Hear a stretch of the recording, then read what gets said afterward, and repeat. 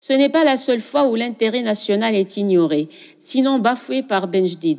Lorsque Kadhafi décide de créer sa grande rivière artificielle en pompant l'eau des nappes souterraines fossiles non loin du territoire algérien, puisant ainsi dans la nappe aquifère commune aux deux pays, Benjdid n'émet aucune protestation pour défendre le patrimoine de l'Algérie.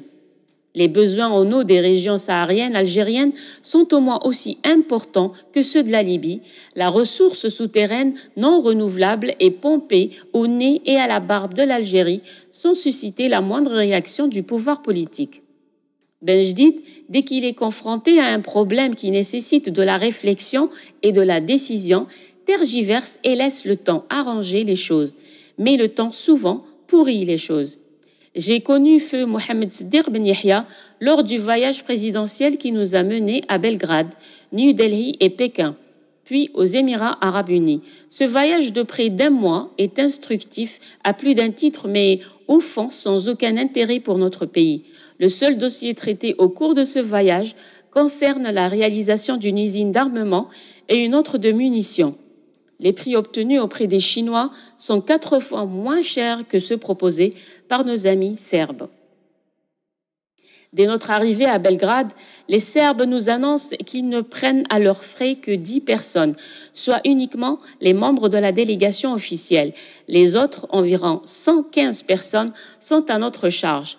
Salah Goudjil, chargé des discussions avec nos hôtes, leur rappelle que nous avons vidé lorsque M. Tito est venu à Alger pour la conférence afro-asiatique la totalité de l'hôtel Horaci. Il répond de sans sourciller « Vous l'avez bien voulu, nous, on ne vous a rien demandé ». L'Inde et la Chine agissent de la même façon envers nous. Aux Émirats, par contre, nous retrouvons la générosité et l'hospitalité des Arabes. Sur le chemin du retour en Algérie et alors que je me trouve assis à côté de Ben Yahya, ce dernier s'ouvre à moi pour dire « Il était prévu que je me rende en Iran à partir des Émirats. Mon avion m'attend là-bas, mais comme je suis resté trop longtemps absent, ma fille me manque. Je rentre donc avec vous et je repartirai de là-bas. » En arrivant aux Émirats, alors que nous roulons sur le tarmac, j'aperçois le Gramman ainsi que notre ambassadeur en Iran, M. Riyeb, parmi le comité d'accueil.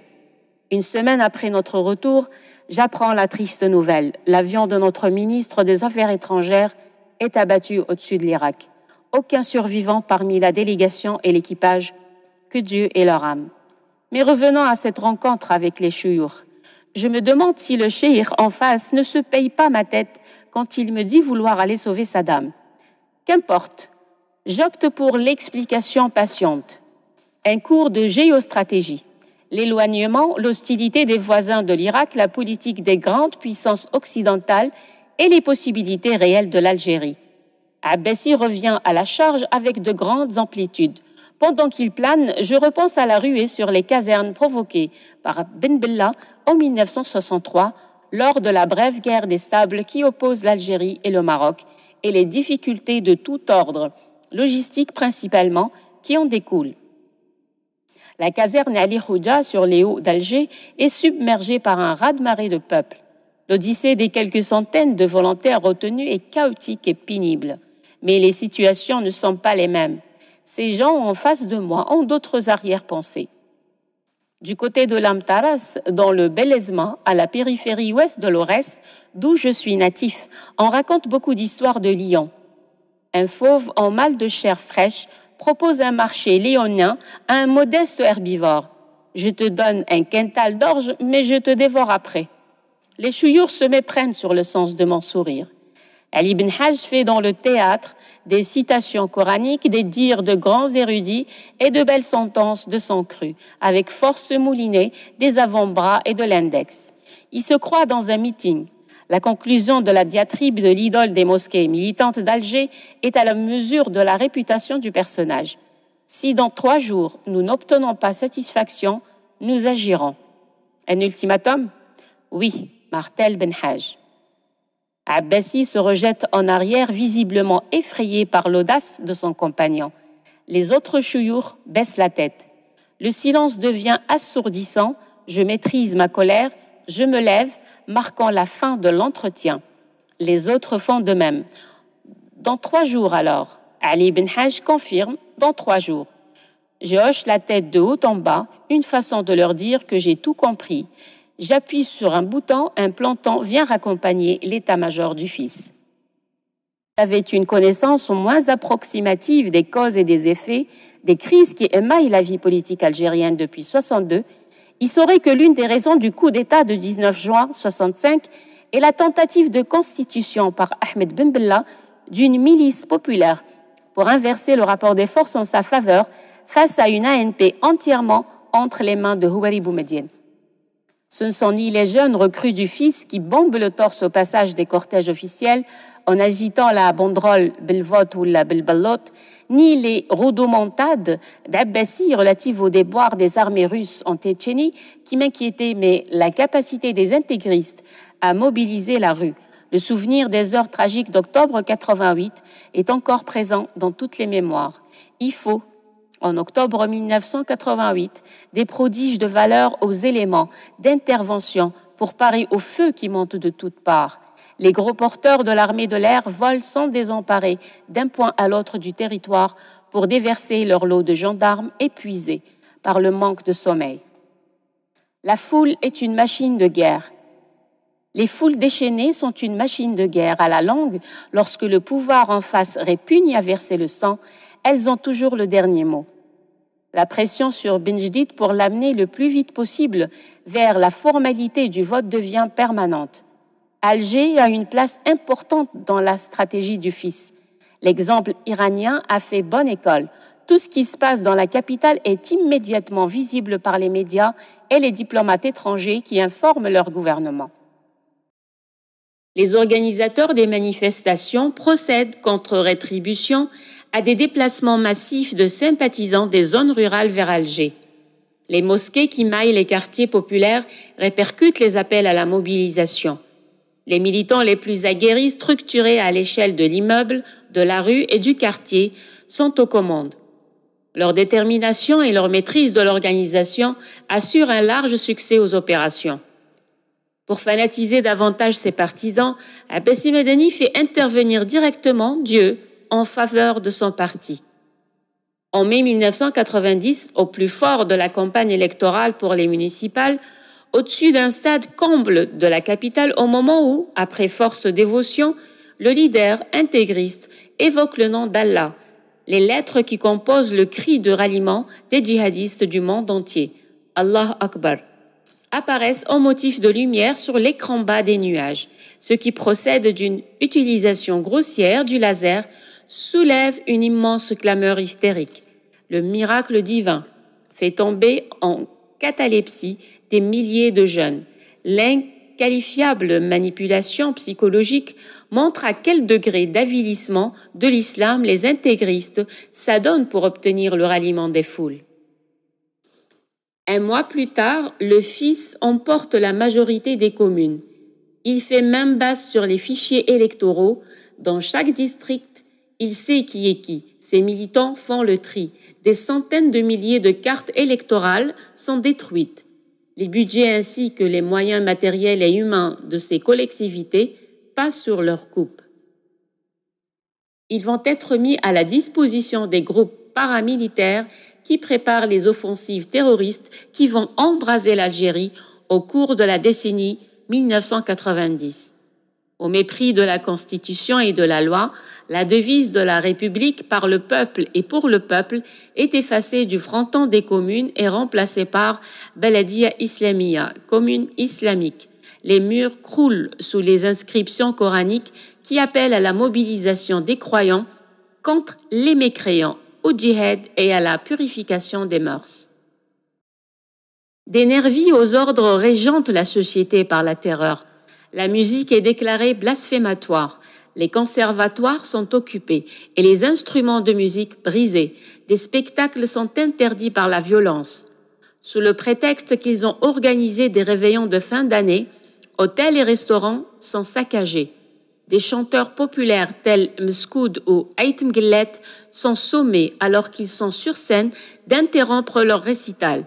La police anti-émeute doit intervenir pour protéger les artistes et leur public. Le sport n'est plus permis aux filles. Des baigneuses sont poursuivies et violentées sur les plages. De jeunes couples sont interpellés et brutalisés. Les femmes sont particulièrement ciblées. Avec la conquête des communes, les islamistes disposent désormais d'un solide tremplin administratif pour sauter plus loin. Le calme dont se félicite Mouloud Hamouch au moment où le chaos est à son paroxysme est-il une preuve de cécité ou de cynisme? Au moment où les désordres sont à leur comble, quand je demande à Hamrouch de faire interdire les marches et l'occupation des places qui génèrent des désordres et angoissent les citoyens, sa réponse est pour moi une confirmation supplémentaire que les réformateurs sont à milieu de la réalité. Afin de gagner à coup sûr les législatives, le fils concentre ses efforts sur les jeunes dont l'endoctrinement devient forcené. Des lieux de rassemblement paramilitaires sont signalés un peu partout. Les mosquées deviennent des salles d'entraînement d'arts martiaux. Les moyens affectés au plan Orsec sont stockés chez des militants afin d'être distribués à la population à la veille des législatives. Les yeux fixés sur l'échéance électorale, les chefs du fils recrutent à tour de bras. Le dernier obstacle. Le fils est maître de la rue.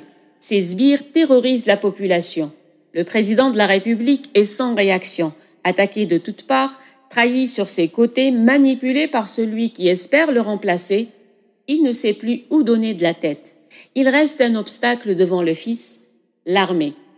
Toujours le modèle iranien, le fils veut la faire capituler tant que Benjdid et Hamrouch sont là et qu'ils le couvrent.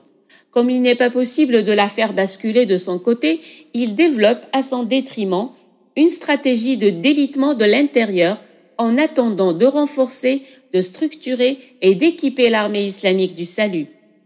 Cette stratégie, qui a commencé bien avant la légalisation du parti, va se renforcer encore par la diffusion en grand de mots d'ordre susceptibles de voiler le discernement de jeunes conscrits qui défendent le régime impie des Tarout pour les amener à la désertion ou à la rébellion, ou d'ébranler la fermeté de certains officiers issus de milieux où l'islamisme est solidement implanté.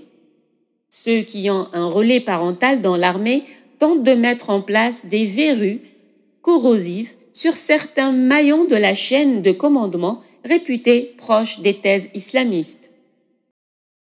Quelquefois, à l'occasion d'une rencontre avec un militaire, je découvre dans les mots de la conversation l'influence intégriste.